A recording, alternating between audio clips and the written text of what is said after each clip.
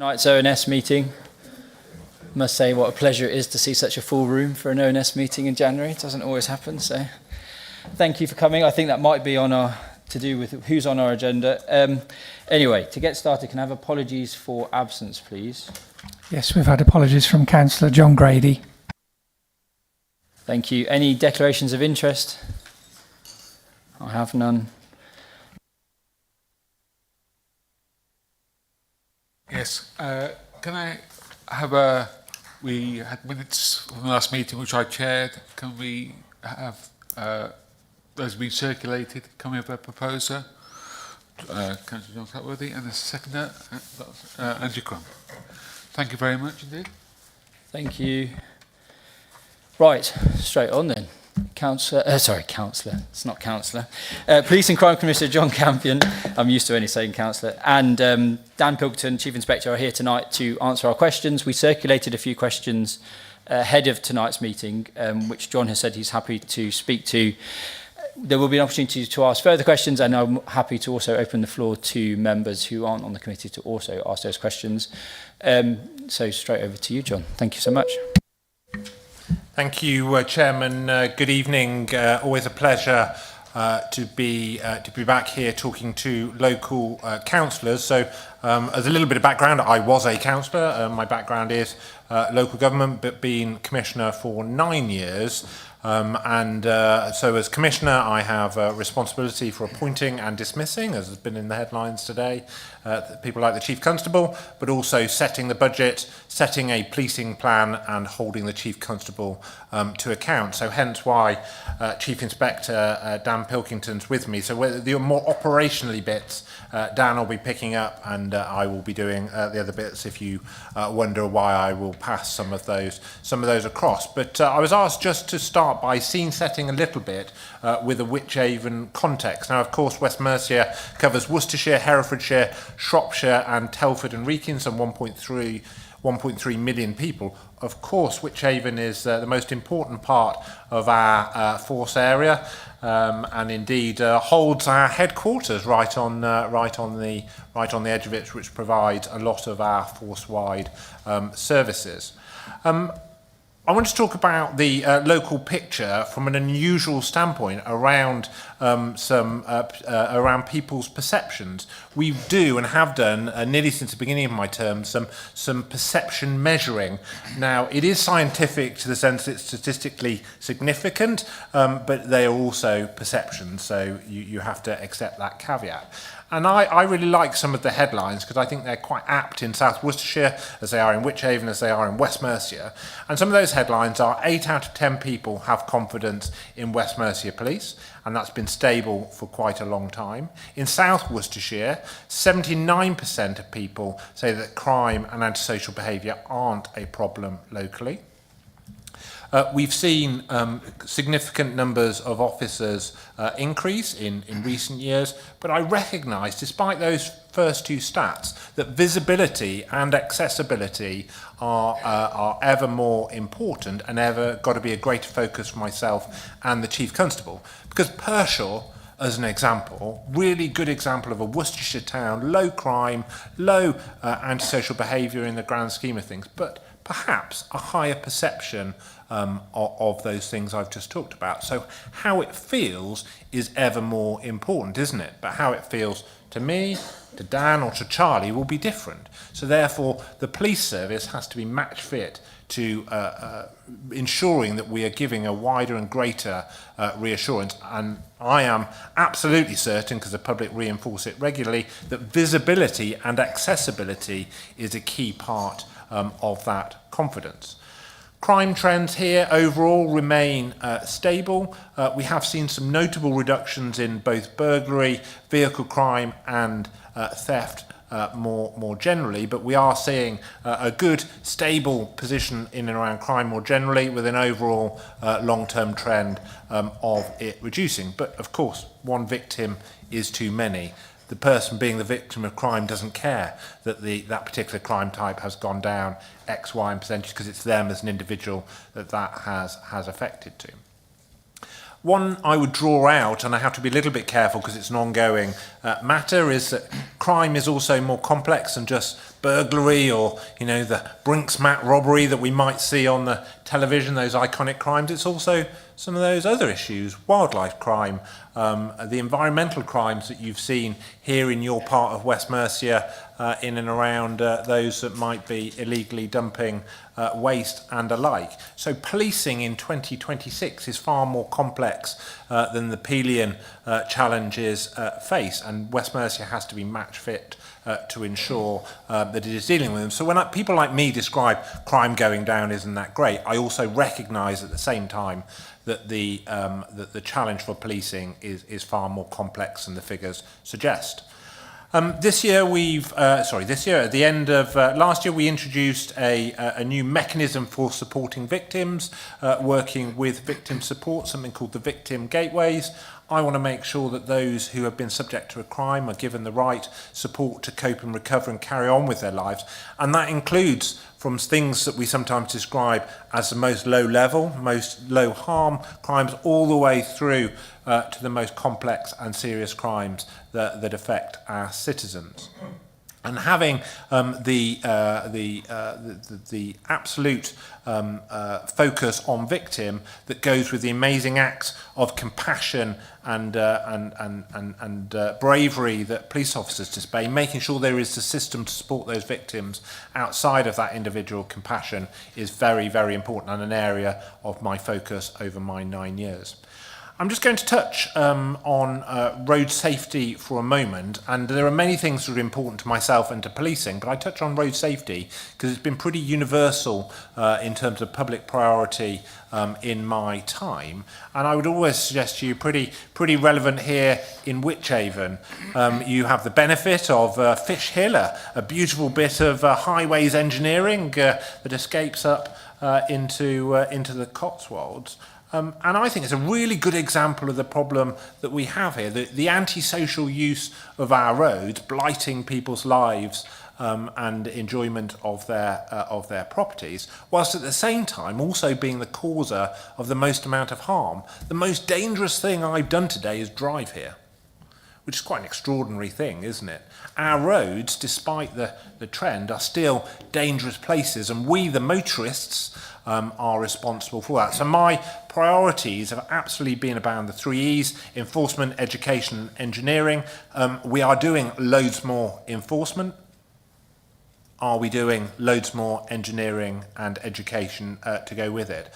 Road safety is one of those issues that you will continue to hear me bang on about and indeed give a greater focus to, because in 2026 it shouldn't be the case that our roads are our biggest killers. That should be something consigned to the history books. I'm just going to touch on money for a moment to please the treasurers in the room. West Mercia traditionally has been one of those Middle England, middle-sized force type organisations. We are seeing some real funding uncertainty, which is unusual for us. We are seeing a shift in how government money is distributed, and there is a shift away from perhaps more predominantly rural communities such as ours to more southern England-based forces. And you might think, well, that's okay, that's not a massive problem, is it? Well, at the same time, more and more things are no longer at the discretion of myself and the Chief Constable. And I would quote to you that this year, in the budget that I'm about to set, we have seen, bearing in mind government-mandated police officer numbers, government-mandated what we pay them, so I haven't got control over numbers or pay, and at the same time, the cost of doing that, of maintaining that, will rise by £19 million. So we've got a pressure of just from pay around 19 million. At the same time, the core grant from government is rising by 5 million. Now, it doesn't take the treasurer in the room to work out that that's a big multi-million pound gap. And I can, nowhere near bridge that through council tax, I can raise £15, which I think is about six or so million, if I've got that right.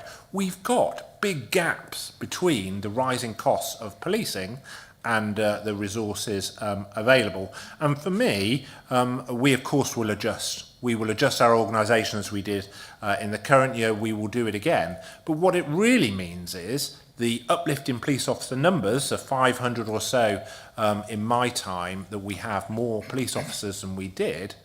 At the same time, we lost 300 civilians last year, and we will lose likely some more civilians next year. It just means more police officers are doing the jobs that the civilians used to do. And that isn't necessarily in the interest of our community. And I just wanted to outline some of those things. We're consulting on the budget at the moment. You can have your say on whether or not you support my council tax, but it is a problem, and it needs to be solved, because ultimately I think the public expect the record numbers of police officers we now have to be maintained, and funnily enough, if they have a warranted power, I expect that to be used in the public for that purpose. I'm just going to touch on the future of PCCs, and then I'll have a quick canter through the questions as quickly as I can, Chair. The government have announced before Christmas that they intended to cease the PCC role when my current term ends, so that's 2028. And what that means is, in the announcement that they've made, that where there are mayors, that it will move to the mayoralty. And where there aren't mayors, the upper tier authorities would act as a police authority. There are lots and lots of issues around that we can debate.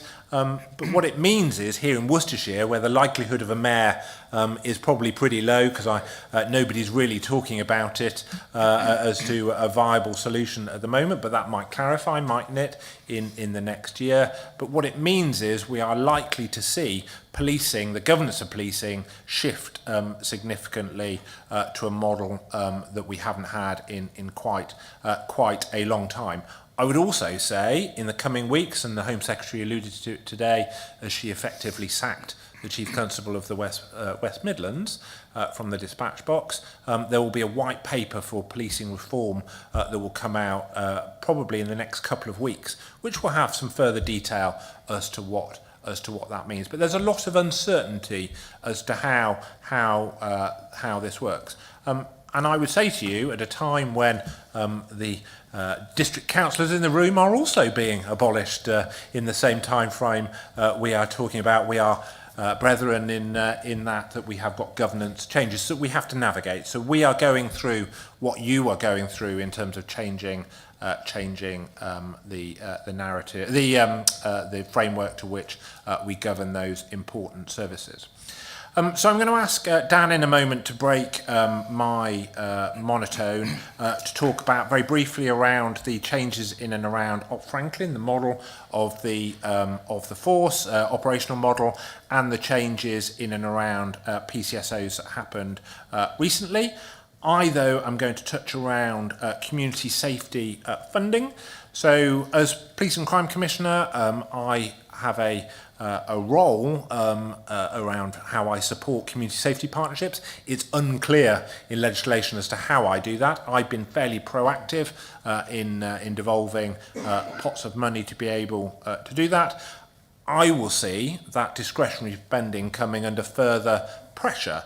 There is some concern that I and other colleagues have, is that I think CSPs are the fora for how we maximise partnership work to get ahead of the curve, i.e. to prevent the things from happening in the first place, and when they have started to happen, how we have a partnership solution to solving them. And effective CSPs, I think, are in the community interest, and effective funding to support that activity is in the funding. It is in our interest. And I would say to you, hearing the financial pressures I'm particularly under, where there are things that need to be done differently, be proactive. If there's something that needs to happen differently in South Worcestershire that you're part of, let's have a conversation.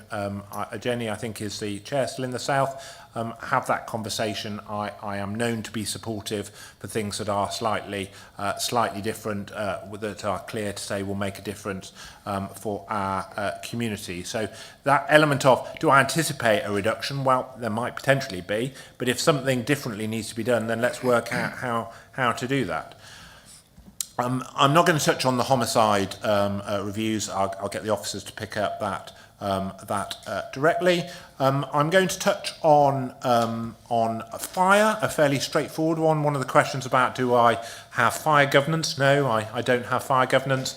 I think there are some Wychavon councillors on the Fire and Rescue Authority. I think Dan Boatwright definitely is on. I'm sure I've seen his name, and others. So no, there is a county councillors from Herefordshire and Worcestershire govern fire, and I will let Dan do PCSOs and Op Franklin, and then I'll pick up the others, and then we'll open to wider questions.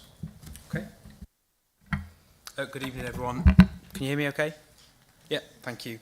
My name is Dan Pilkington. I'm a Chief Inspector with West Mercia Police, and my area of responsibility is for South Worcestershire, which includes Wychavon. I'm fortunate to work with Jen as the chair of the CSP within the area. The Commissioner's asked me just to talk around Op Franklin, which has been a long time coming. I have a fairly unique perspective on this as the reasons to why the change, because prior to this I was the HMIC FRS, so the Inspectorate of the Police Liaison Officer. For those of you that have read the HMIC report, you'll note that in certain areas of the force things were done differently. And Op Franklin is all around harmonising that approach and making sure that people in different areas of the force receive that same level of service. That is not to say by any means that we can't tailor that service to the local communities. And in fact, as a Chief Inspector with command responsibilities, it gives me a bit more freedom as to what we do. Excuse me, I've got a bit of a tickly cough, so bear with. So just to give you sort of an outline of it, currently West Mercia is split across 5 local policing areas, and Op Franklin reduces that to 2, so 1 north, 1 south. It means that Herefordshire, South Worcestershire and North Worcestershire, as they are now, are governed by one person, a chief superintendent, who has overall responsibility for that area. That ensures a bit of consistency in decision making and removes some of those issues that we might have faced in the past around postcode lotteries, I think HMIC would describe it as, to make sure we give consistent service. So the south area, which includes Wychavon, will be covered by a chief superintendent. Within Bromsgrove and Droitwich neighbourhood policing area, you'll have Inspector Lisa Hornberger, and those of you that know him will be very pleased to know that Inspector Dave Wise continues to cover Evesham and Pershore, and has been in my opinion, an outstanding ambassador for West Mercia in resolving some of those longer term issues. So the safer neighbourhood teams for Droitwich, Evesham and Pershore don't change in terms of their structure. In fact, Pershore has an additional police officer funded by the neighbourhood policing grant. We felt that looking at some of the longer term trends, it was important to have that continuity and ensure some visibility, as the Commissioner has said, around it, as well as accessibility for police in the area. So you shouldn't notice, the members of the public shouldn't notice a change within policing, thank you, other than to say that there should be more accessibility and visibility of police within the local community. What it does do is allows us to harmonise some of the governance structures above that. We've got to be conscious of cost and utilise every penny the public gives us as per the Commissioner's wishes, but make sure we have value for money. So that means that in a governance perspective, there's a greater span of control, and it also allows for some consistency. I just want to, excuse me, take the opportunity to perhaps clarify a point. So in the Worcestershire County Council meeting in November 2025, excuse me, just one sec, a councillor raised the question of a merger of Evesham and Pershore S&Ts. So I think this is probably a little bit of nuance in the way it was described. There isn't a merger. They retain distinct areas with the same governance structure, but they are very much focused on local priorities. They have different parish priorities, albeit aligned under the same inspector and sergeant. So just to be clear, there is no such merger within that area. Would you like me to... PCSOs briefly? Yeah. So PCSOs, as you'll be aware, a decision was taken to alter their hours so that they finished at 8 p.m. That wasn't taken without consideration of the data around antisocial behaviour particularly and crime trends. Since that change, obviously PCSOs work till 8 p.m, so they're still out in the communities. What we've actually noticed though is a higher rate of officers being deployed to those incidents after 8 p.m. So between 8 and 10 p.m, there's a higher prevalence of officers being deployed to antisocial behaviour or crime issues within the community. So that is not to say by any means that just because they finish at 8 we don't stop responding. And actually, to a certain degree, officers with their warranted powers are sometimes a better deterrent effect because of the action that they can take in relation to that. Are you happy if I just cover the recent operation? Yep. Are you okay with that, Chair? So I'm really proud to say that, as the Commissioner alluded to, within Wychavon District, you'll be aware of the significant issue we've had with illegal waste around several sites. I know members of the public will have spoken to you about it. Last Wednesday night, we conducted an operation involving 84 individuals, mainly police, but from different other agencies, and made quite a significant dent in that criminality across several different addresses. I've been careful what I say because we're still collating the results of that, but rest assured that was fairly significant in terms of the both cash and electronic monetary seizures, which will take away the working capital from criminals. And I'm sure, excuse me, I'm sure at a later date when we can provide you with some more salient detail, we will do. But I know for a lot of the members of the public that will speak to you, that's been a long time coming. And obviously to coordinate those many different agencies and that type of magnitude of operation, mostly in secret, is it takes some considerable planning. But I'm really proud to say that we've done that, and hopefully your constituents will see a tangible result. And I just wanted to finish with the question that alludes around, with the abolition of PCCs, Chair, I thought it was quite a useful question to finish on, around what my focus is.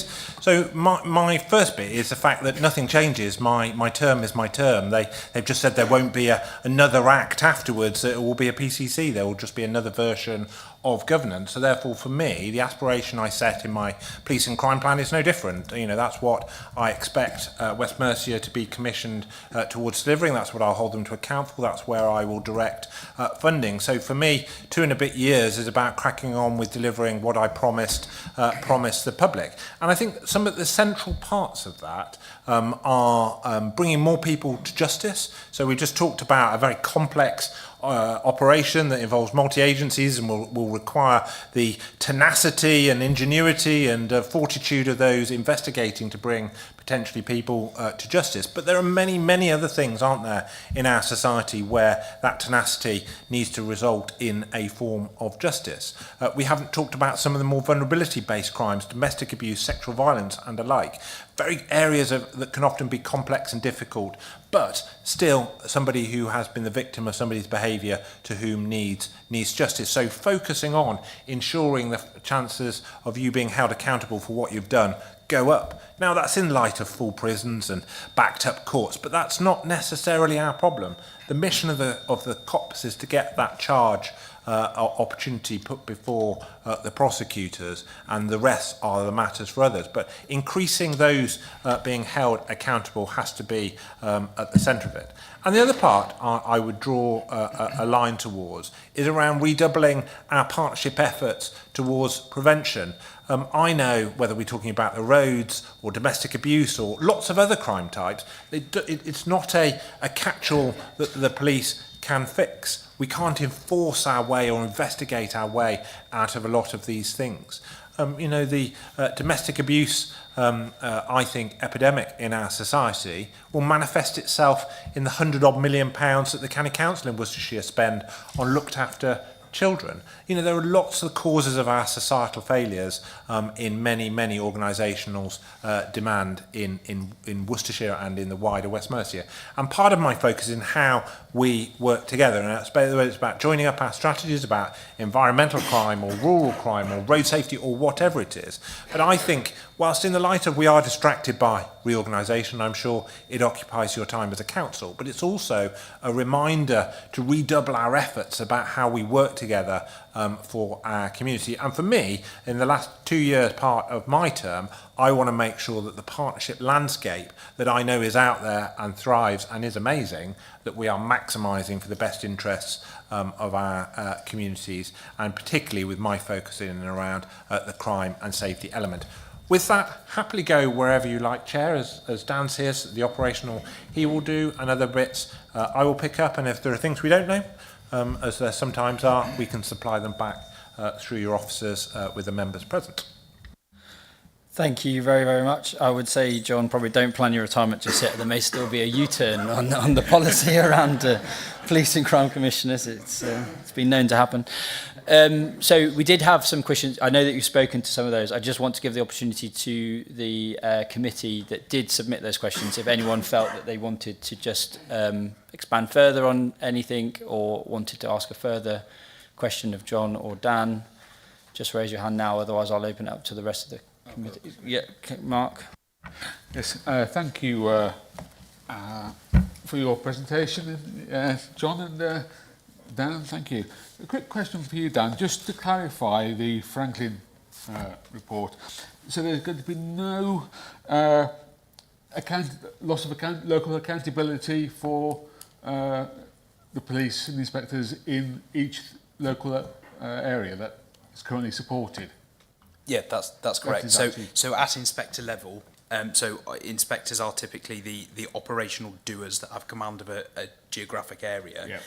There is no change. It's about ranks higher than myself taking on some of that responsibility to provide value for money. So in terms of local policing, there's nothing changing at all? No, the hope is that you won't see a difference in local policing other than enhanced visibility in certain areas. Great. Thank you. A follow-up question, I think perhaps for you, John.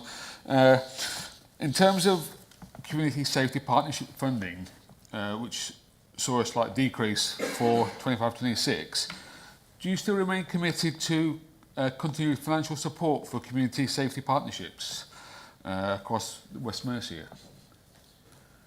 So the short answer is yes, I'm committed to doing it, and I provide a level of resourcing at a higher level than lots of other areas do. And I've done that over a long period of time.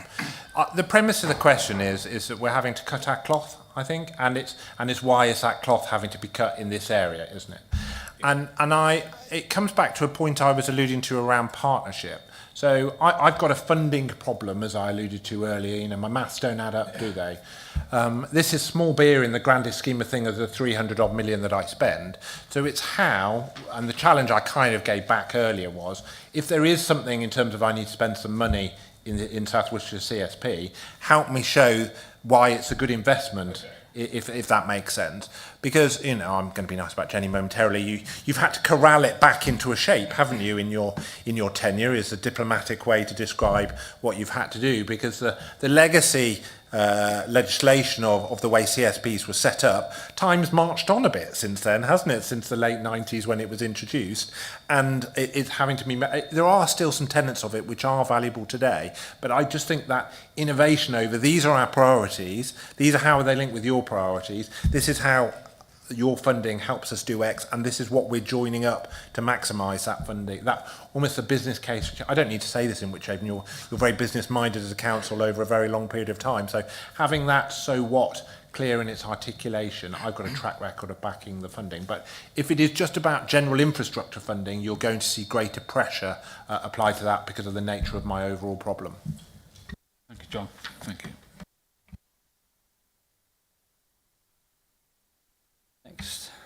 Thank you, Chair.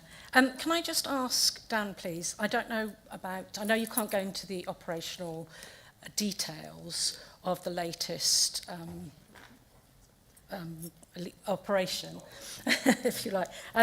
Illegal waste. And just quickly before you answer, I'd like to say thank you to our police, who I think our residents are very grateful for, because we do not live in an area where there are, as alluded to, I think in some of the press recently, gangs of people marauding the streets to murder us, which I'm very grateful that we do not have that, and we have our police. So yes, just quickly about illegal waste, and also in terms of enforcement, education and engineering, specifically about education. I recently spoke to our youth club, and I come from Broadway, that's my area, and asked, there were some anti-social behaviour issues, and asked if the PCSO would go and speak with the young people there and the youth worker, and was told that you don't do that anymore. I understand, I'm not expecting an officer to go once a week, once a month, but perhaps every 6 months, to engage with the young people, because I think that is a very worthwhile attribute of the local police, actually. But I understand it might be sort of operationally difficult, but I do think in terms of education that is quite important. But anyway, so I just want to know about illegal waste and that other question. Thank you. Yeah, no problem. So I use the term illegal waste because it's probably the thing locally which is known. So we're talking about, aren't we, sites in Peopleton, Throckmorton, and certain individuals that are known perhaps to councillors that have been profiting from receiving waste from various portions of the country and then processing that waste, some of it legally, some perhaps not legally. But not only the illegal waste, but the sort of use of HGVs to do so, the pollution, the illegal burning of some of that waste, etc. I've got to be quite careful in terms of not taking responsibility for the primacy. So a lot of this rests with Environment Agency. But to answer your specific question, the warrants that we conducted the other night were across 8 or 9 addresses simultaneously.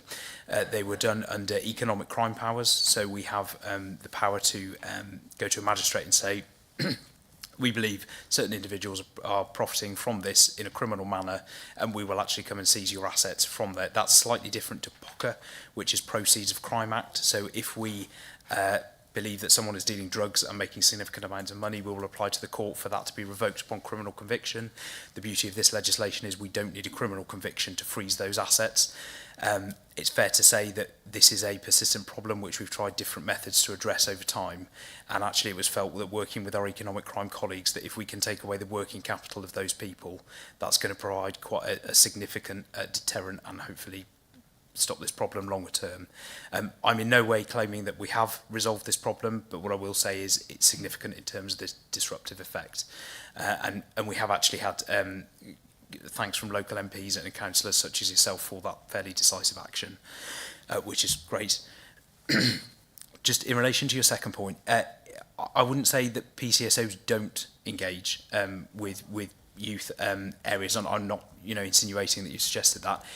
We have to be quite careful in that PCSOs were embedded within some schools, and it was seen that actually they were perhaps going beyond their remit in taking some of that educational activities, which is actually better qualified by teachers.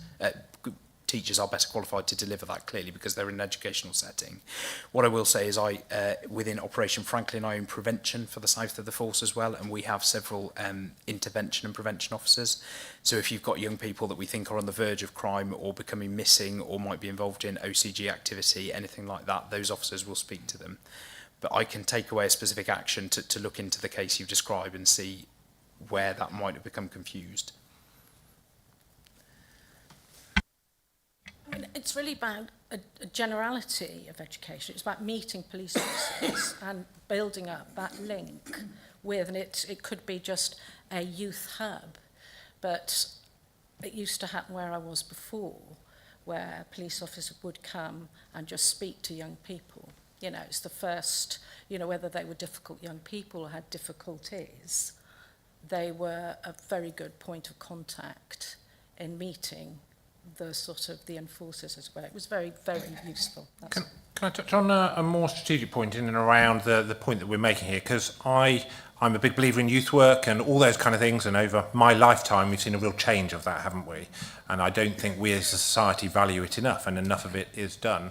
But one of the points I think that Dan is alluding to, and it's something the Chief Constable and I are very focused on, is policing has a unique role in society, doesn't it? In terms of police officers have a unique power, and so therefore part of our mission is maximising the thing that only policing can do. So engagement and youth work and the like, there are other agencies, etc., can do. So part of the thing you'll see here is the manifestation of the police focusing on the things that only they can do.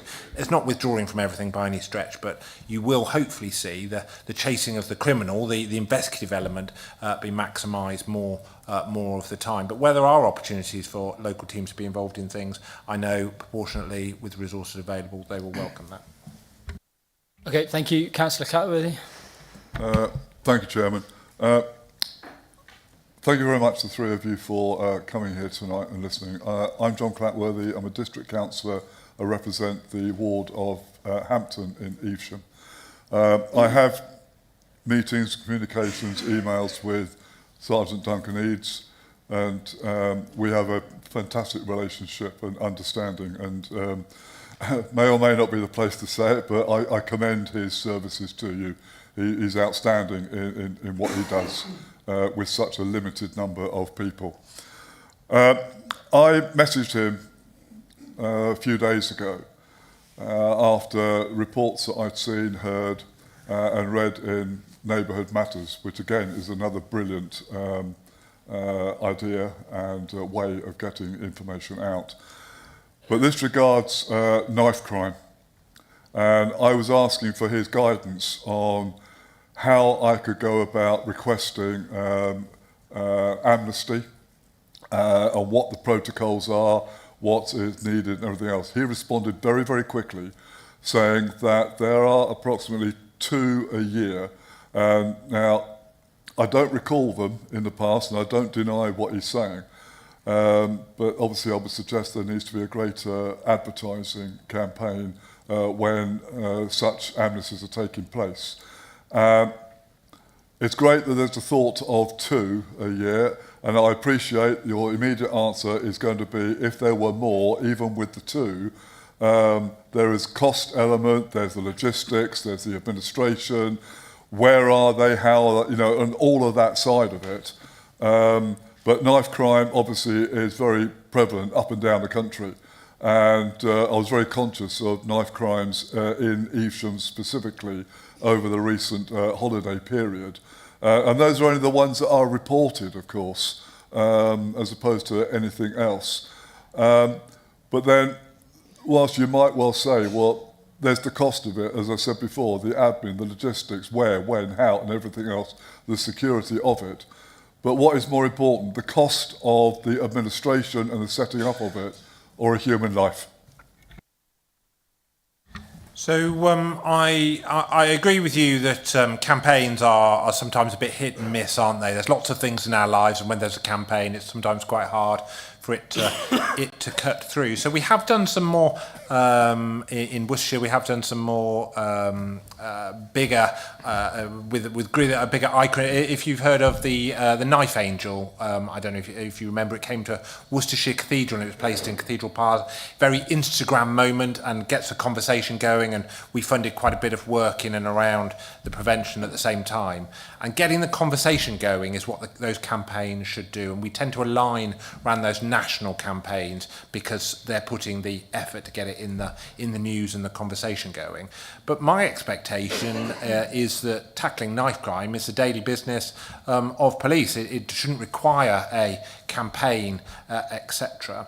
And so, you know, if there are issues or concerns, then I would expect local policing teams to be tackling it and have a plan around it. But it comes back a bit to the CSP point earlier. If there is a South Worcestershire-esque priority in and around that is different elsewhere, then again, it comes down to how it gets planned, how it gets sensibly sorted, because you're absolutely spot on. Knives are in our society. You know, it's very easy to get hold of a knife, let alone all of the things that get banned all of the time. A knife is in all of our kitchens, aren't they? And so therefore, how we can do the societal prevention bit to go with that is often the most impactful. But if there is something in and around that local CSP, happily have that and indeed engage as to how we would make it more happen outside of the nationals. Thank you. One of the things I should have mentioned before is whilst I talk about Evesham and surrounding villages, we are a district council, you know, and I'd like to see this throughout the whole of the district. And that's not to say things are not being done in other areas, but I'm just talking from the perspective that you know, comes to mind tonight. And Sergeant Eads has said to me that he will keep me updated with when there will be future amnesties, how, when, what and everything else, and whether it be purely Evesham or, you know, with other people's blessings without interference or treading on toes. I would like to be kept very much up to date, please, as to when they're happening, where they're happening, how they're happening, and have a personal involvement with that, maybe on behalf of the chairman, depending upon agreement. And when it comes to the right time, Mr. Chairman, I've got another question, but not related to. Okay, thanks, John. I think that's been heard by the Police and Crime Commissioner, so thanks for that. I've got 2 more questions from the committee. I'll then come back to John, and then I will open it up to the rest of the members that are here. So I've got Councillor Herdman. Yeah, thanks very much. I'm the district councillor for Inkborough and the villages surrounding Inkborough. I think my patch is about 40 square miles. So although there's not many people in it in comparison to a lot of others, it's quite a big area. And people that I'm speaking with, especially this sort of time of year when the clocks go back and the nights get darker, are concerned about thefts from property and in particular farms. And it has a significant impact on people's livelihoods. I was at a parish council meeting a couple of weeks ago, and the chairman had been on holiday, and somebody had thrown a brick through his window, waited until off they went, thrown a brick through his window, and he'd lost not only his own possessions, not only, financially, but, it was stuff that he'd been left, and it destroys people's lives. And I know we're in a big area, and there is a challenge of police in that area, but I do feel that I've been to parish council meetings and the finishing at 8 o'clock, or the 8 o'clock, we're not on patrol. I don't personally feel that it works, and I think there could be some actions taken to maybe strengthen confidence in the local policing, and also confidence in reporting these crimes. Because another big thing is that I speak with people, and you say, the first thing you say to them, and we have it with the council as well, with fly tipping and things like that, have you reported it? And they go, well, no, because it was only this and it was only that. And I feel like there should be, really need some work done on making people confident to report these crimes, and I'd just like a bit of reassurance for the residents, really. That's the main thing. Thank you. So the alteration about the PCSO hours to 8 o'clock, everybody knows that in the room, don't they? We talk about it, we worry about it. What we don't talk about is 49 additional officers into those teams at the same time. So yes, they might be patrolling slightly differently, but there are more bodies in those teams at the same time. So this suggestion that it's some kind of delusion of service is the wrong one. I'm lucky enough to see policing day in, day out, and lived it for 9 years. It is a thin blue line, and we shouldn't doubt that it is. But when it needs to brigade together to do something, it does something. The job that Dan was referring to earlier is just one example. And can it be there to respond instantly to every... No, it can't. Of course it can't.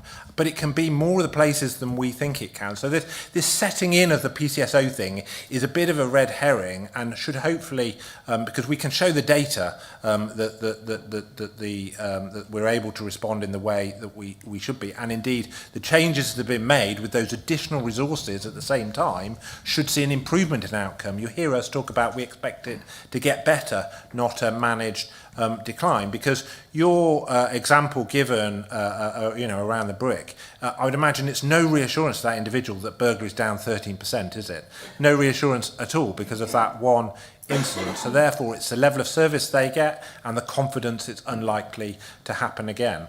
And our more rural communities, I think, have been disproportionately affected when our police officer numbers went down, because our crime is often in our urban centres. So therefore I think police officers withdrew faster from our rural communities than they did from our urban centres, because that's the nature of the way that we deal with risk. So therefore, as our numbers have gone back up, we have disproportionately ensured that more of those have gone to our rural communities. But at the same time, we need a shift in attitude, because there's no such definition as rural crime. It doesn't exist. It is just crime that happens in our countryside. And so therefore we need West Mercia Police to understand what it is, understand when somebody's got a dog on a slip lead, to know what that really means that they might be doing in terms of harm.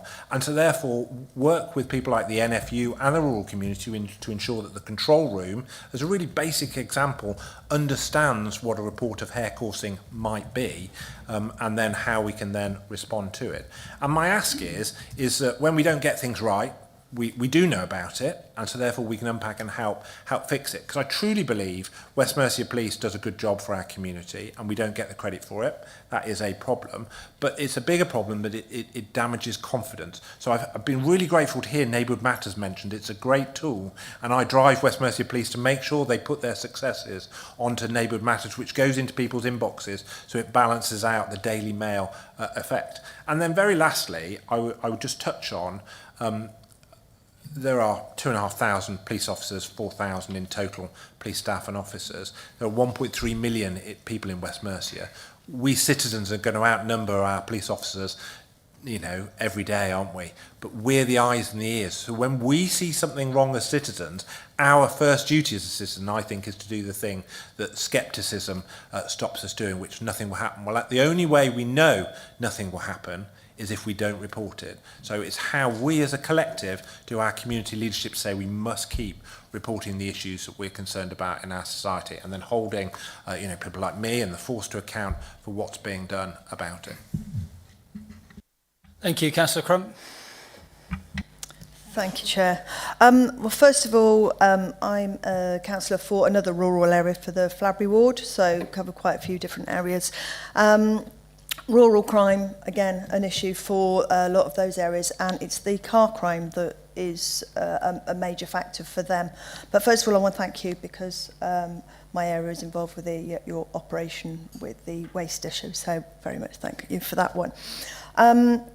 With the car crime issues, it's peaks and troughs. I know we sort of think, oh, they've gone away, and then they come back again. We've had 2 instances this last week. One car which was actually recovered, which is quite amazing, over in Bishopton. My parents have also been subject to it, quite a frightening incident. But what I would say is that they called the police. Mum put it on Facebook first, then she called the police. But she called the police, and they came out within 10 minutes. So thank you for that. I was very much appreciated. But it's a case of, I've talked to a lot of residents, and they're saying to me, well, what's the best thing that we can do?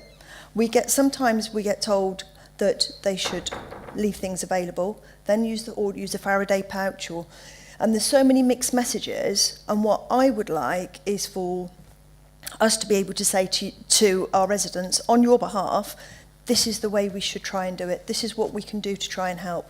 I mean, on my parents' scenario, they had a Ring doorbell. They literally came round to where the front door was, saw the front door, ran a mile. So things like that, and you know, what things we can do, as you say, we are eyes and ears, we can be the help. What can we do, and what messages can we get across to our residents that will help this whole scenario as well? Yeah, thank you. So, more than aware of those issues. Obviously, great result that one of those vehicles has been recovered. Unfortunately, the second one hasn't as yet. I'm going to speak as the owner of a 4x4 that lives in a rural community. So there are some simple steps to take, which can seem slightly laborious, but they do make a difference, I think. And that's around things like steering locks, or making sure that vehicle is immobilised, making sure it's parked out of sight, not leaving the keys in it. You'd be really surprised about the amount of farmers that we go to that will leave keys in vehicles or accessibly. CCTV is a really good deterrent, so there's a lot of science behind CCTV and the deterrent effect it can have. It's also obviously really useful for us if we can find those perpetrators to prosecute. What I would say is we have a prevention hub within the south of the force now, so it sits across Herefordshire and all the Worcestershire areas, and within there are design out crime officers. So if you've got people within rural communities that would like a specific visit around targeted crime advice, because the advice that I can only give is going to be very general, it's what I do myself, then please get in contact with us.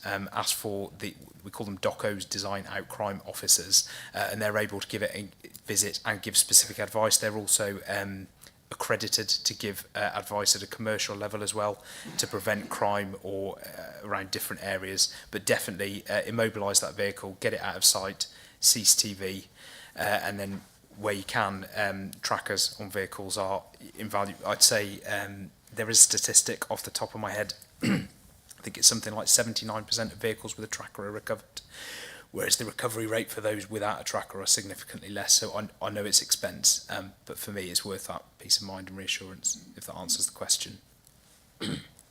just coming back on that, one of the suggestions that was made actually by one of your PCSOs at one time was the idea of putting cameras, but it was, excuse the pun, but policing it.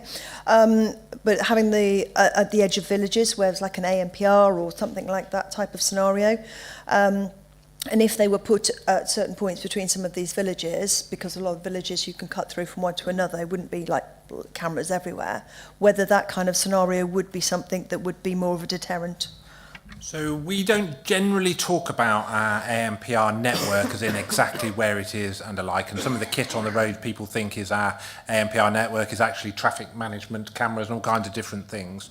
But I can reassure that the network that we have is good. It could be better, of course it could, but you look at your own individual patches, those of you who've got rural patches, to know that there's always cut-throughs and circumventions around things, aren't there? And criminals are smart and they work out where some of our infrastructure is, but we have lots of other capability that we also don't advertise in terms of mobile and other devices that we use. We are re-looking at our infrastructure, and as part of our capital investment plans we'll look again to see how we can alter it, but we have, I would reassure members, it is currently good.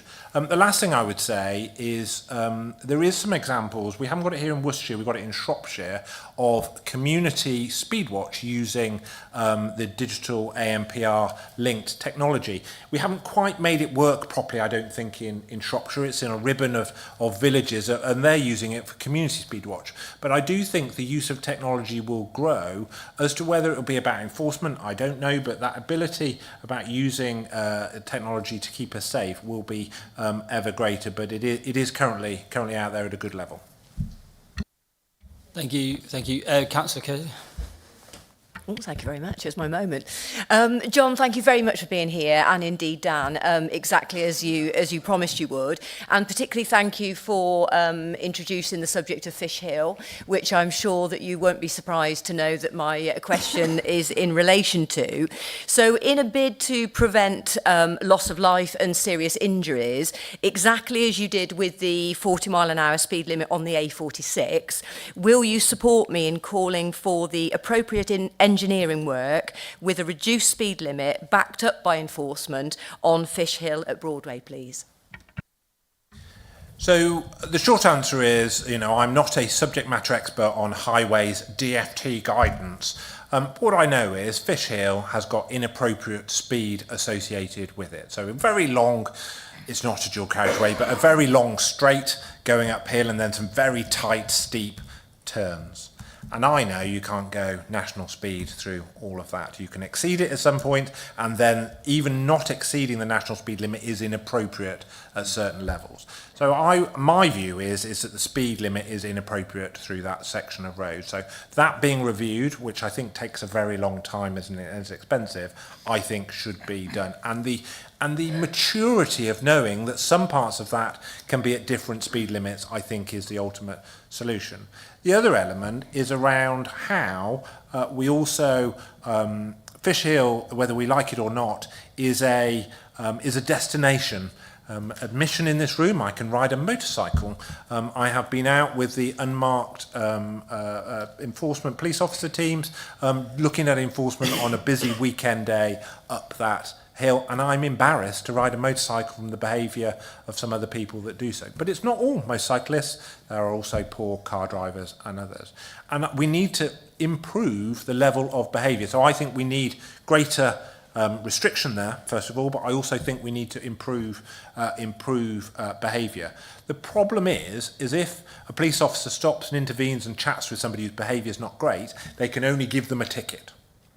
The opportunity to educate really isn't there.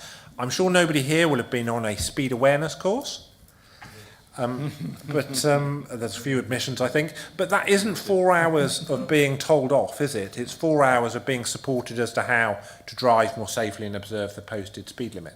There's very few other opportunities I'd ask you to go out, how many years have you all been driving individually, and how much real driving education have you had in that time outside the experiential element of actually doing miles on the road? And I'm not surprised. You know, the car I've driven here tonight happens to be an electric one. It's full of the bells and whistles that you would expect in a modern electric car, which is very different to my 1.1 Ford Fiesta that I had when I was 17 that got a manual choke.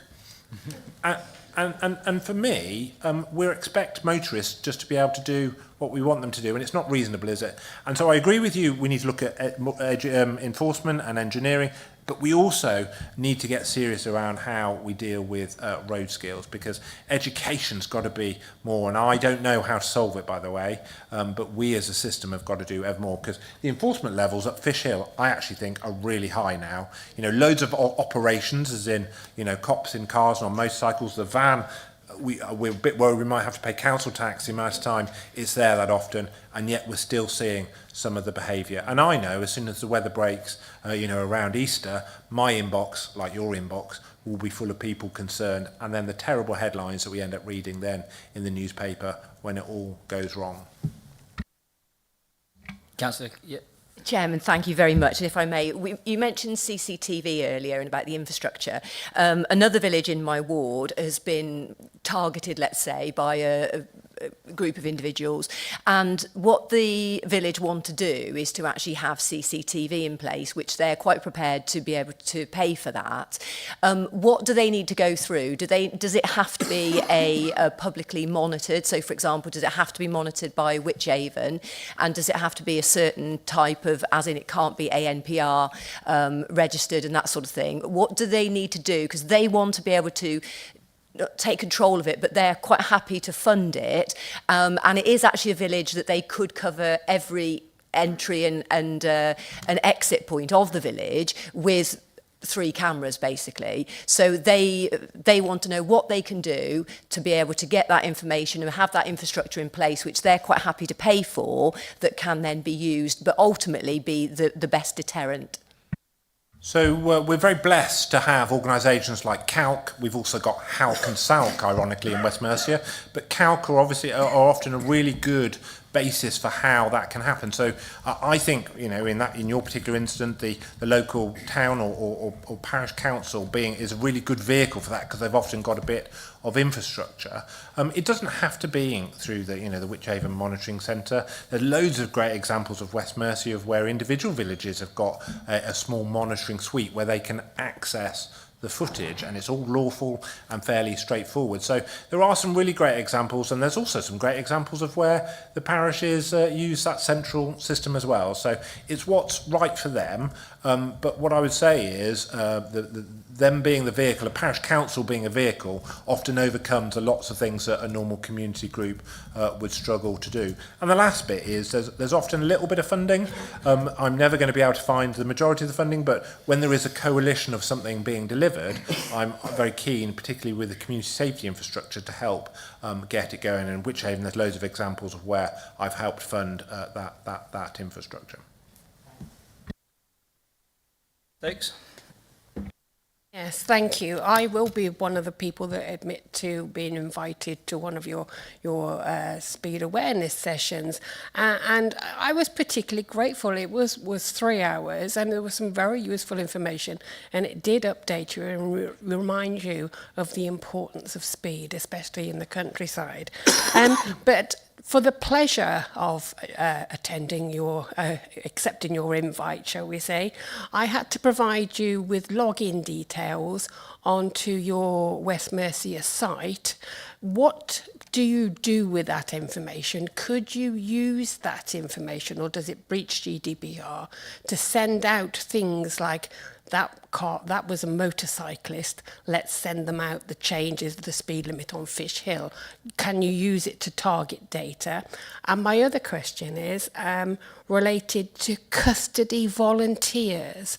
I actually saw that on the news a couple of days ago, and I thought that was incredibly useful for people, first-time offenders, people who don't go to the custody suite on every Friday, and also for vulnerable people that are going through the custody suite.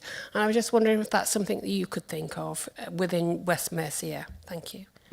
So for those that don't know, I have many such duties. One of them is to provide an independent custody visiting scheme. So I operate a custody visiting scheme in West Mercia. We've got 5 custody centres, Worcester's being the closest one here. There's one in Kidderminster, one in Hereford, one in Telford, and one in Shrewsbury. And police custody is actually used a lot less than it ever used to be because of the way that the law has changed and police practices and the like. But it's a very scary place. And indeed, part of the independent custody visitor scheme is they are people who I recruit, we vet them, and they unannounced visits. So they just turn up, and they are required, and they are admitted without delay into the custody suite, and they have a right to be there, but they do remain guests of the force because, of course, the custody sergeant is a responsible person in the custody suite. But they talk to the detainees, but they will also look at things like food provision of religious equipment, whether or not they've been fed, whether or not they've had access to their telephone call, all those kind of things. And we're always looking for volunteers. It's a really good thing. It's on my website for those that are interested. In relation to the first point, you've hit the nail on the head, is where the problem with GDPR falls in. So we use a company, TTC I think they're called, who do it for us. It's all managed centrally in terms of the requirements and the like. So it isn't necessarily possible, the thing that you described. But what we can do as a society, and we don't do, is be more targeted. So, we talked earlier around 4x4s, didn't we? Why in our society isn't it a thing that if Land Rover Discoveries are being targeted in Evesham, we can't email all the owners of Land Rover Discoveries being, please take some prevention, we're seeing a spike. We aren't quite in that space, either in capability or capacity, let alone in some of the information. But we should be, because we know a lot, don't we? But we don't do enough in terms of what we can do with that information. Councillor Della. Thank you, Chair. So I've got 2 local ward-based questions, and I've got one more generic one. So the Hartlebury trading estate is on the edge of my ward, and I'm sure you've had questions about this in the past, but the traffic restrictions aren't working. The delivery vans are ignoring the width restrictions. They're still speeding down Sneeds Green. And I was wondering, could we arrange a meeting between myself, county councillors, parish councillor, and you or one of your team to see what we can do to solve that issue? The second question is in relation to speeding. It's similar to what you've been already asked, but speeding in Wychavon is a long-standing concern. We are in the process of setting up Speedwatch. We do have VAS signs. I believe the parish council are going to contact your office for a public meeting. But what other measures can be taken to tackle speeding in the village? And finally, you may be aware that Wychavon, Droitwich Town Council and Droitwich CVS, along with community groups and along with the Droitwich Safer Neighbourhood team, are working together to make Droitwich a dementia-aware town. Part of this work includes promoting the Herbert Protocol. I hope, could you use the influence of your office and work with the Chief Constable to ensure that all officers are fully aware of the Herbert Protocol, and that when they engage with carers or vulnerable adults, they proactively share the information about it? The last part we can definitely pick up, and Tony, my colleague, just taking some notes so that we follow some of these things back up, and that's prime stuff that we should be doing in our assurance framework stuff. So absolutely around the Herbert Protocol we can pick that up. So your issue around Hartlebury, I'll be careful not to identify any particular company, but how many times do you see a parcel delivery van with that doesn't have a dent in multiple panels on it? The standard of behaviour around some of these quite large national, international companies, I think is shameful. And I know West Mercia Police and other organisations do some work, sometimes targeting some of these organisations, but I think there is a responsibility for them for doing better. And alike. But yes, happily meet with you on site, and I'm sure somebody from the force will be willing to support as well, because often the problem can't be eradicated, and I think we're quite comfortable with that, but I refuse to believe that it can't be made better. And the location you're talking about has had a number of highways interventions over the years, and not solving it doesn't mean to say that it still can't be further improved. And there was a third question the Wychavon, the Wychbold solution. Yes, I'm aware of the advent in and around Speedwatch. I am aware of the request around a public meeting. I had thought that had been resolved, but if it isn't happily either support a parish council facilitated one or otherwise. I'm a big fan of Community Speedwatch. It's a very busy bit of road, admittedly, there, but I think it makes a difference because it's, again, another part of community activism helping in the things that bother us in society to ensure that wider resources can be utilised where they have best effect. Thank you very much. Councillor Day. Thank you, Chairman. Thank you all very much for coming. It's great to have a face-to-face meeting. I appreciate you've got a lot of districts to cover. I was, as somebody who also represents a rural area, I was really delighted to hear about the operation that was outlined by the Chief Inspector earlier on. I think the dumping of illegal waste is something that is very much it's a public act of defiance, it seems to me, by the criminal fraternity, and it is something that is then noticed by the whole of the public. It does undermine confidence, and so it's really great that that you have taken that to task, and having 84 people involved, clearly it wasn't a small operation.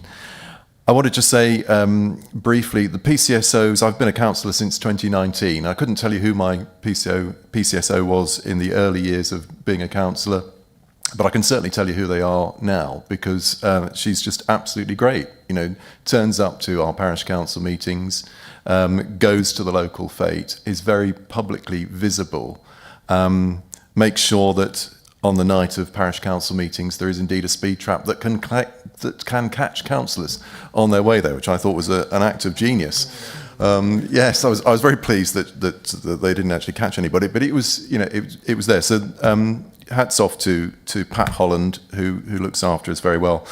The question that I've got, though, is something quite unrelated. I don't think it's a particular problem within West Mercia, but there has been a huge amount in the press about violence against women and girls, about the whole culture online, about X and Grok and all the things that can happen. And I wanted to know what tangible improvements do you feel have been made in investigation quality, victim confidence and conviction outcomes during your time as a PCC and over the last recent years? Thank you. Thanks, Chris. So I'm going to pick a few because it's a very broad area that you've asked me around so I'm going to pick a few things that I'm pleased around. One of them is out of sight, but is really important, and it's around our ability to around digital forensics. So I'm here tonight. I've got a laptop. I've got 2 phones. I've got a car key that's digital, and a car that's full of technology as well. and I've got a smartwatch on. Today versus 20 years ago, our ability to have to interact and interrogate, that digitally forensics, and we've made a huge investment, and I'm really proud that we have made that progress. But it's one of those things that you do. It's not like painting the lounge. You do have to keep painting it. It's a relentless job because tech moves, doesn't it, much faster than we will. So us keeping up, because today, if you're the victim of sexual violence and we need to seize your devices because we need to recover some of those things that might bring the perpetrator, you are more likely to have an unmarked discreet van appear in your location and us take your devices into that van and do what we need to do, and you get them back very shortly. 5 years ago they would have disappeared in a bag, probably for 6, 12, 18 months before you got them back. Well, today, your life is often on your phone, isn't it? Your banking, your contact, all those kind of things. So things like that, I'm very proud that we've got the infrastructure to invest in. The other element I'm going to draw out, and I'm going to draw 2 because I'm aware I'm long-winded, is around investigative quality. So investigating vulnerability type crimes, whether it be domestic abuse or elder abuse or whatever, is often very complex. And the investigative tenacity that the West Mercia Police are and have shown, and the improvements that we've made in terms of outcomes, I am proud of. It's not monumental in terms of, shifting the dial to its 100%, but I've seen real improvement. And I sound like a terrible bureaucrat when I describe these things, but the Chief Inspector referred to earlier the restructuring they're currently doing. One of the things he didn't touch on is there's going to be a vulnerability hub, which is a force-wide resource.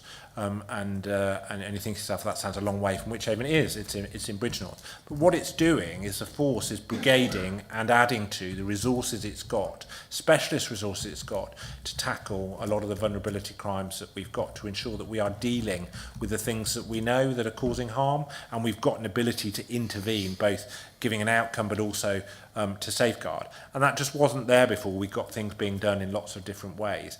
And so I am proud that we are, in times of difficulty, we are doing things a little more bravely and brigading together and taking the best practice from elsewhere and bringing it here, because I think that is the way that we will make a difference. Yes, the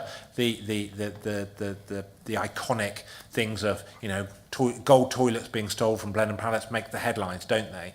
But the safeguarding the children who are being subject to abuse, or the partner who's being abused by their husband, or whatever it is, safeguarding them and getting them justice, I think, is a true legacy of a compassionate society. And I think the thing I'm most proud that we've seen some of the ticks along. Can I just, from the chair, ask a question that's sort of just subject to that? It was a question that you sort of noted earlier, but I think you said you wanted to bring up with officers. So obviously domestic violence and domestic abuse is a scourge on our society, frankly. But unfortunately, we do know that it is something that through, various social media trends and other things, and the culture, unfortunately, that does evolve online, that it's becoming more and more of an issue. So one of the things that was raised with us as a committee when we last spoke about the community safety partnerships was the uptick in DHRs and having to conduct those. And those are obviously instances which are really important that those reviews are done. You just alluded to the fact that you'd prefer to talk officer to officer with that, and I just wondered what that was, because it was something that the whole committee was aware of and concerned to know how that might work because of the obligation on the CS Community Safety Partnership to basically fund that work. And I'm not trying to put you on the spot, because I appreciate what you're saying about cutting your cloth and this way, but that is something as well that's mandated by the Home Office. There's a number of nuances there, but if you could just touch on how you feel about that and what you feel there may be a solution there, because I know that is something we're concerned about. So, statutory duty territory. These aren't nice to do's or optional. These are statutory duties. It's often where the statutory duty sits, and then how the arm wrestling around how they get resourced. But the fact they've got to happen is non-negotiable, is it? So the bit I was alluding to is a bit of work through something called the Crime Reduction Board, which is a fora where the CSPs can come together. You are correct. We have seen a sharp rise since they were introduced back in 2011, and they do cost about £10,000 each, but they are really important in ensuring that that we understand what has happened. So that's why I'm alluding to the officers' need to ensure that work is brought to a conclusion and settlement is given as to how we make sure they're properly funded. But the question about whether or not they happen or not is non-negotiable. I know that they have to happen, but that's probably the issue around the funding, isn't it? The fact they have to happen, but where does the funding come from? If they continue to increase in prevalence, and they cost the money that they do, it's a challenge. It's a challenge we need everyone to get around the table to solve. I'm not suggesting it's just your challenge, but it's how do we solve it. Jenny. Yeah, I can provide a little bit of an update from John's a comment there. So since we spoke about that at this committee meeting, some middle of last year, I think it was, wasn't it? As John says, that has been picked up by the Crime Reduction Board, which is chaired by John's deputy.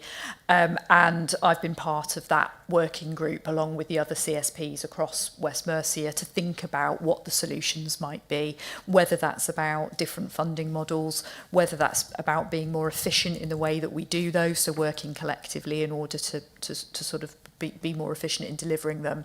But also, I think, in challenging some of the methodology and working with the Home Office around some of the guidance on that. They're absolutely important. As John says, they're a statutory duty. We have to do them, and it's really important that we learn lessons from incidents that result in somebody's death, and we make real changes to the way that we work. So it's not necessarily about trying to get out of that responsibility, as you say, but it's about how can we make that as an effective a process on behalf of victims and their families as we can. So that work's ongoing. Hopefully I'll be able to give an update when the CSP comes back to the committee. Well, that's really good to know. John, these questions were compiled some time ago, so that's why I've been drawn back to it.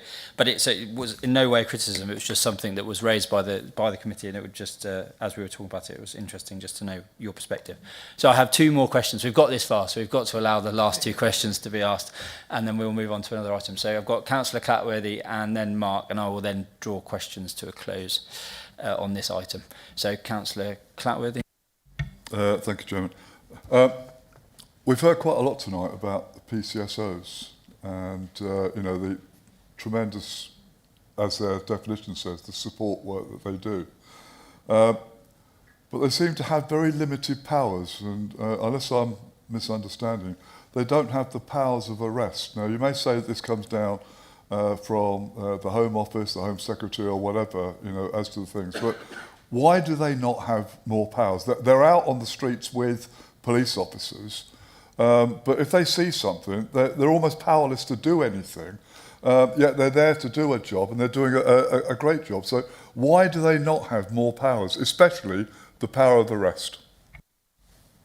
So you're correct in part of your assertion. So there is a framework for powers to which the PCSOs can hold, and it's a matter for the chief constables. So it would be slightly unfair of me to get down to justify as to why our PCSOs have certain powers and not others. They never have the power of arrest. They have they have the right to ask somebody to remain while they summon a constable, I think is a technical description, and then becomes a further offence if you don't comply, etc. But in effect, that's not what we want them doing, I don't think, in our community. I was lucky enough to be around when they introduced PCSOs, and they are virtually identically what they were introduced to do, i.e. those community ambassadors, those problem solvers, those understanders of what those issues are, and the working together to help solve them, the visible presence in our communities. Because lots of our communities, that will be the bit of West Mercia policing that most communities see, rather than a warranted police officer. My fear is I've done quite well in protecting my PCSO numbers overall. Some areas have got rid of them altogether. The funding issues I talked about earlier, my obligation to maintain my police officer numbers will come at my civilian staff cost. I would suggest to you PCSOs are part of the civilian cadre, so that you will see further pressure given to PCSO numbers, which I am prioritising deflecting. As to whether or not PCSO powers will be reviewed anytime soon, I doubt it. I don't think it's a priority. But what I do see as a priority is making sure I can carry on seeing the community getting the benefit of them. Councillor Googe. Thank you. I was just thinking earlier of a former colleague of mine who used to boast that his Ferrari went up Fish Hill like a rocket-propelled roller skate, but that's nothing to do with my question. I want to go back to something you mentioned very briefly in your introduction, and you mentioned your power to dismiss the Chief Constable in relation to what's happened, the news today about the Chief Constable of your neighbour West Midlands, who is under severe pressure as a result of an incident we're all well aware of now, I think, with football fans at the Villa game. Incidents like that, though, don't spring up overnight. They come from attitudes which are allowed to grow and build unchallenged and unchecked over a considerable period of time. And I'm sure you would assure me that those attitudes have no place in your force. But what I'm asking is, how are you ensuring that those attitudes have no place in your force? What are you doing to make sure that all of your officers, from the very highest to the very lowest, are deeply rooted in treating everybody with respect and not having that completely unacceptable bias against a particular group of people.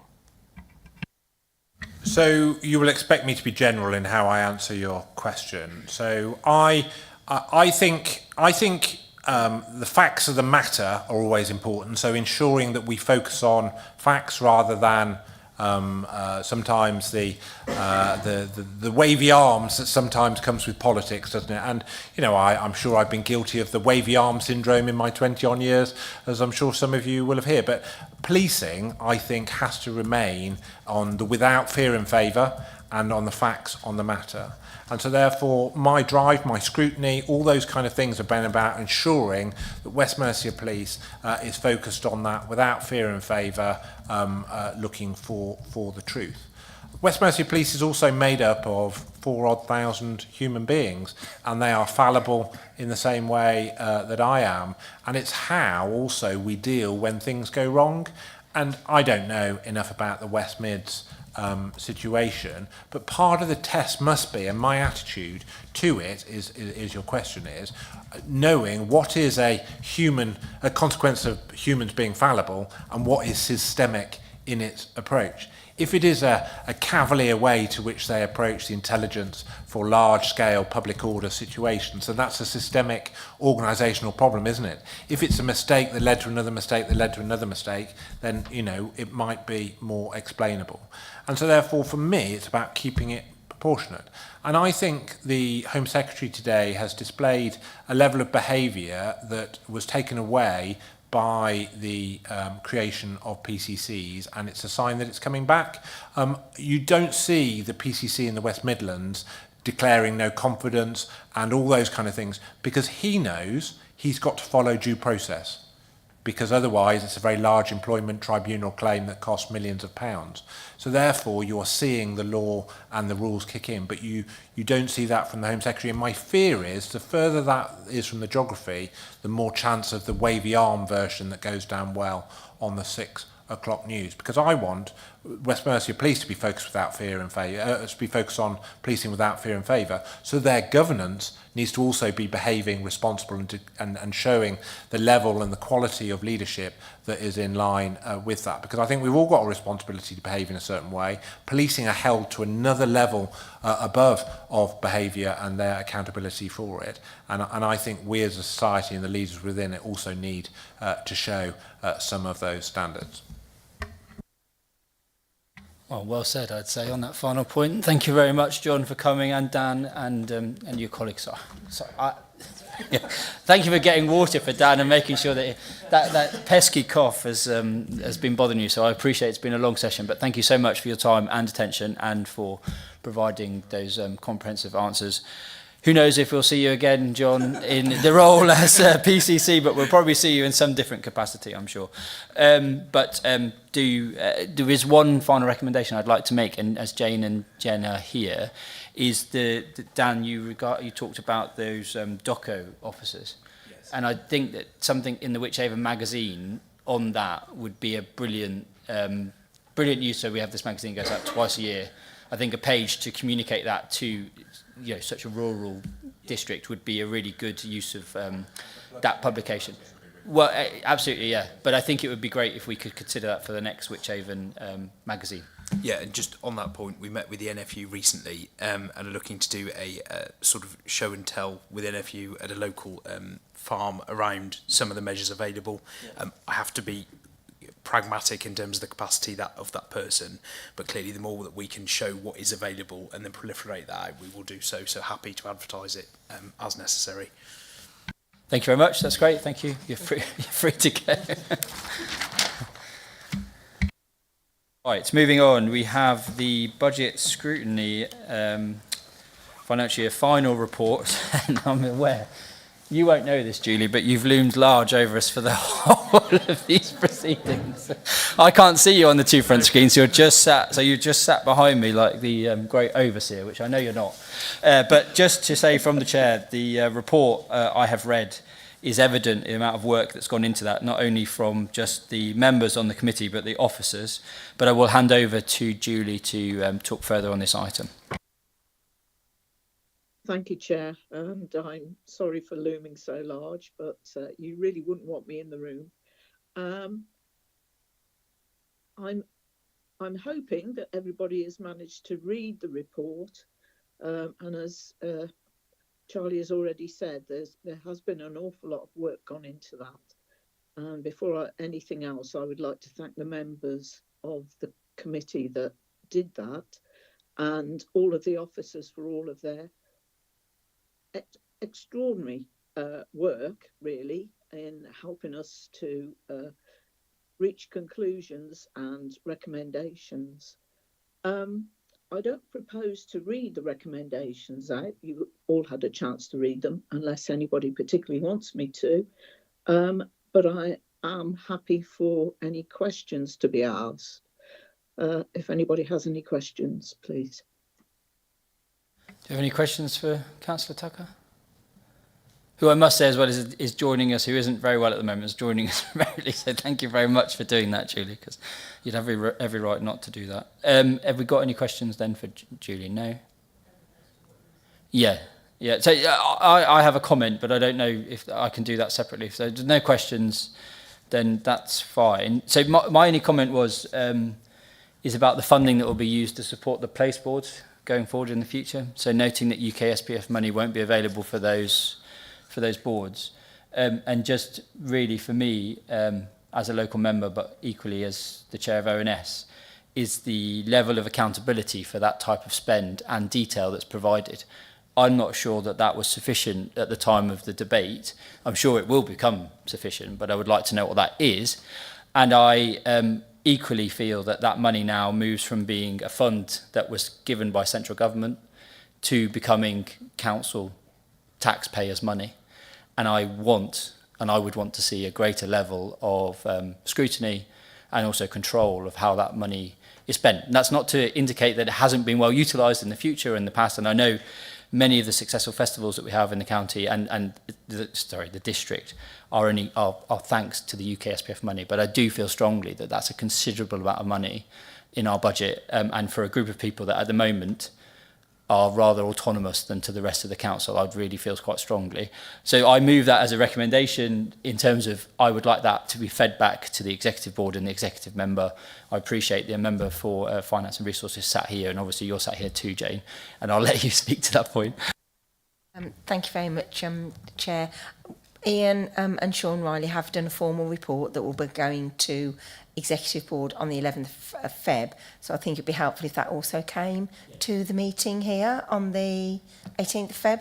Yes. So in terms of that work programme, because then at least you can feed in any concerns, and you can look at that when it's gone to Exec Board as well, and discuss it here, and ask maybe Ian or Sean to come along just to ensure you've got that additional scrutiny as well. Yeah, that would satisfy me if everyone else is happy with that.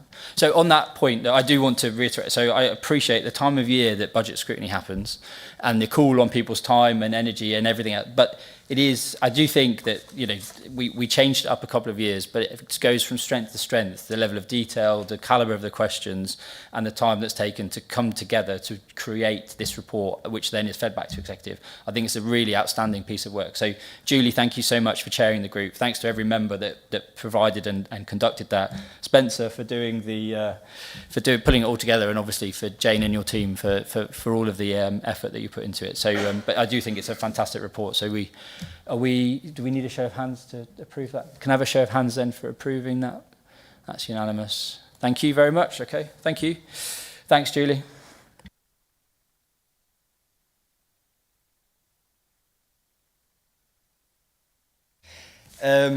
So scrutiny team update, Councillor Ward. Thank you, Chair. I have no update on HOSC for the last meeting, as it was postponed due to inclement weather, so there was no health overview scrutiny meeting. It will be held at a later date, still to be arranged. Thank you. Okay, thank you for that. Then we have our overview and scrutiny work plan. Is there any questions or comments to the work plan? So at the next meeting, we have scheduled the EA to come in. That was quite a while ago that was confirmed up. Do we have an assurance that They're attending. The last time I checked with them, they were still coming, so I'll chase it up again from tomorrow anyway. Would it be possible to just alert I can never remember their full name, the Vale River Action Group, River Vale, just maybe as a courtesy to let them know that the EA will be coming, and they may want to listen and participate in the meeting, if that's okay. But otherwise, has got no other comments for that on the work plan then? No, happy? Okay, Councillor Crum. Just based on something that we were saying earlier, would it be beneficial to have the place boards come to us for scrutiny? I don't know. We can discuss that once we've seen the report that comes to the February meeting. I think that's fine. Okay. Executive forward plan. Any comments on the executive forward plan? Yes. Apologies, I've just looked, and whilst decarbonisation of the leisure centres is on there, and that's one that will be going into the budget report, the report that I've just mentioned around UK SPF, unless I've completely missed it, it's not in there, and that will be going to executive on the 11th of February, and there was one other, Willow Court additional funding for Willow Court, that will be going as well. That is what it is, because we have to spend the money on Willow Court, but I think that is one that you wanted to have another look at, the UK SPF one. US So Spencer, thank you, that's great. Thank you. Okay, dates of the next future meeting is Wednesday the 18th of February. Thank you all for your time and energy, and we will see you at the next meeting.